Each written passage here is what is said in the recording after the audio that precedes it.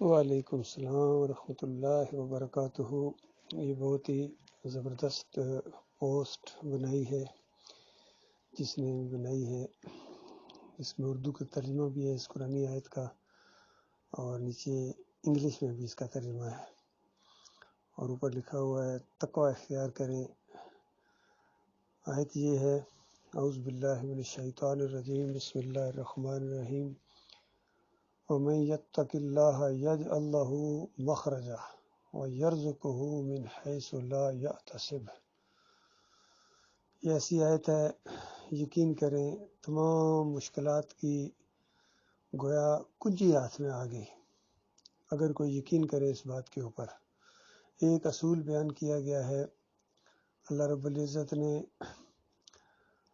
فرمایا، اور جو شخص اللہ سے ڈرتا ہے اور اللہ کے لیے اور اللہ اس کے لیے مشکلات سے چھٹکارے کی راہ نکال دیتا ہے، یعنی جو اللہ سے ڈرے، اللہ سے ڈرتے ہوئے زندگی بسر کرے اور ہر طرح کے حالات میں ایمان کے اوپر قائم رہے، اللہ کی فرما برداری کے اوپر قائم رہے، فیصلہ کر لے کہ میں نے اللہ کی فرما برداری کرنی ہے چاہے کچھ ہو جائے، اللہ کی نافرمانی کر کے میں نے کسی مخلوق کی فرما برداری نہیں کرنی ہے، کسی انسان کی میں نے فرما برداری نہیں کرنی ہے، اللہ کے مقابلے میں چاہے کچھ ہو جائے۔ تو جس طرح کے بھی حالات ہوں اللہ تعالیٰ اس میں آسانی فرماتا ہے، اور اللہ تعالیٰ کہتا ہے میں اس کو اس وہاں سے نکال دیتا ہوں۔ اور دوسری سب سے بڑی جو رکاوٹ ہے انسان اللہ کی نافرمانی کر گزرتا ہے، یہ معاش کا مسئلہ ہے۔ اگر دین کی دعوت دی تو کہیں میرا کاروبار نہ مان پڑ جائے، کوئی نوکری سے نہ نکال دے، علاقے سے نہ لوگ نکال دیں، اتنے لوگ ہیں، بزنس چلا ہوا ہے، دکان کے اوپر آتے ہیں، اگر میں نے ایمان عقیدے کی باتیں کی، دعوت دی، تبلیغ کا کام کیا، تو یہ پھر میری دکان پر کون آئے گا، میرا مال کون خریدے گا؟ تو اس طرح کی چیزیں جب ذہن میں آتی ہیں تو اس کا جواب دیا اللہ تعالیٰ نے، فرمایا ایسی جگہ سے رزق اللہ تعالیٰ تمہیں دے گا جہاں سے وہم و گمان بھی نہ کیا ہو تم نے، وہم و گمان بھی۔ آپ غور کیجیے اللہ تعالیٰ کے الفاظ، کمال بات ہے، کیونکہ یعنی کوشش نہیں کہا کہ تمہاری کوشش کے بغیر تمہیں اللہ تعالیٰ دے گا، کہا کہ جہاں وہم و گمان بھی تمہارا نہیں گیا ہوگا۔ تو ظاہری بات ہے کوشش تو انسان وہاں کرتا ہے جہاں اس کا وہم و گمان جاتا ہے، لیکن جب وہم و گمان بھی جہاں نہ گیا اور وہاں سے اللہ روزی کا انتظام کر دے اور پھر کوشش کرنے کی بھی ہمت دے، دل میں وہ ڈال دے، ہمت ڈال دے، ماحول بنا دے، ایک دوسرے کے ساتھ تعاون کرنے والے مل جائیں، تو یہ خالص اللہ کی طرف سے ہے۔ تو یہ ایک راز ہے اللہ کے بندوں۔ عام طور پر لوگ کہہ دیتے ہیں ہاں بھائی ہم پھنسے ہوئے ہیں، ماحول ایسا ہے، ہم ایمان عقیدے کی طرف کیسے آئیں گے، کس طرح سارے لوگوں کو چھوڑ دیں، آخر یہاں رہنا ہے، اللہ کا ہے، بس بچنے کی کوشش کرتے ہیں جی، بس نکل نہیں پاتے ہیں جی، مجبور ہیں جی۔ ان سب کی مجبوریاں بالکل کوئی اہمیت نہیں رکھتی ہیں۔ اللہ تعالیٰ نے ایک اصول بیان کیا ہے کہ اگر تم اللہ سے ڈر کر زندگی بسر کرتے ہو، ایمان عقیدے کے اوپر جم جاؤ، تو پھر تم کسی چیز کی پرواہ نہ کرو، ہم تمہیں نکالیں گے۔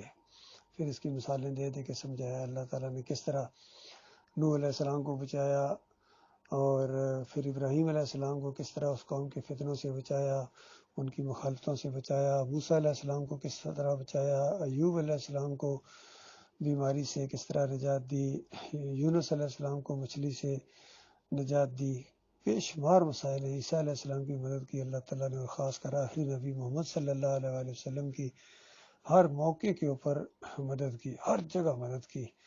یہ انداز ہوتا ہے انبیاء کا اللہ کو پکارنے کا، جیسے زکریا علیہ السلام پکارتے ہیں اللہ کو، میرے مالک میں تجھے پکار کر کبھی نامراد نہیں رہا ہوں، کبھی ایسا نہیں ہوا کہ میں تجھے پکاروں اور پھر تیری طرف سے مدد نہ آئے۔ تو یہ معاملہ ہے میرے پیارے بھائیوں، یہ آج کفر و شرک سے بری یہ زمین کے اوپر اللہ کی نافرمانی کے جھنڈے ہر طرف بلند ہیں، اور خاص کر سب سے زیادہ جو اللہ کے نافرمان بن گئے ہیں یہ مسلمان ہیں، کلمہ پڑھنے والے اللہ کی نافرمانی کے اندر بہت آگے چلے گئے ہیں۔ اور ان مسلمانوں میں جو سب سے بڑے نافرمان اور ناشکرے اور ناقدرے ہیں اللہ کے دین کے، اللہ کی کتاب کے، وہ یہ عرب دنیا ہے، کیونکہ ان کی زبان کے اندر ہے یہ کتاب۔ یہ اپنی عیاشیوں کے اندر اور بدماشیوں کے اندر مست ہیں، ان کے نوجوان بالکل کھانے پینے اور عیاشیاں کرنے کے علاوہ ان کے پاس کوئی پروگرام ہی نہیں ہے، یہ سوچ بھی نہیں سکتے ہیں کہ اس کے علاوہ بھی کوئی زندگی ہے، حتیٰ کہ اپنے ملک کی حفاظت کے لیے انہوں نے یہودیوں کی فوجیں رکھی ہوئی ہیں، عیسائیوں کی فوجیں رکھی ہوئی ہیں کہ وہ ان کی حفاظت کریں گے. جو ان کے دشمن ہیں، ان کو یعنی اپنا دشمن سمجھتے ہیں، ان کی فوجیں انہوں نے اپنے علاقوں میں رکھی ہوئی ہیں، فوجی اڈے دیے ہوئے ہیں.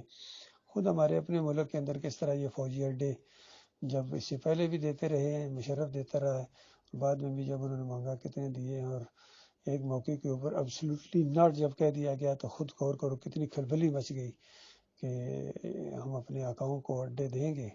اصل میں ان کے دست بستہ غلام ہیں، قبر پرست ہیں، انہی کے طریقے پر چلتے ہیں. جس طرح اللہ تعالیٰ نے کہا تھا نا کہ یہود و نصارہ کبھی تم سے خوش نہیں ہوں گے جب تک تم ان کی ملت میں داخل نہ ہو جاؤ، ان کے دین کو اختیار نہ کرو، یہ تم سے کبھی خوش نہیں ہوں گے.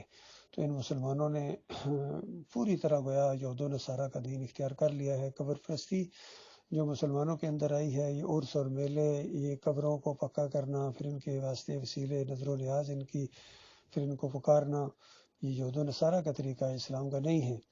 پھر مسلمانوں کی کتنی اکثریت ہے، کہتے ہیں نبی علیہ السلام اللہ کی ذات کے ٹکڑے ہیں، نور میں نور اللہ، اور ان کے وسیلے سے یہ دعا کرتے ہیں. پھر ان کے لیے کہتے ہیں کائنات بنی. خالص جھوٹے ہیں، بے ایمان روایتوں کے اوپر. اور انہوں نے عقیدہ بنایا ہے یہود و نصارہ کی دیکھا دیکھی، ہندوؤں کے دیکھا دیکھی، ان کے اندر رسم و رواج ہیں.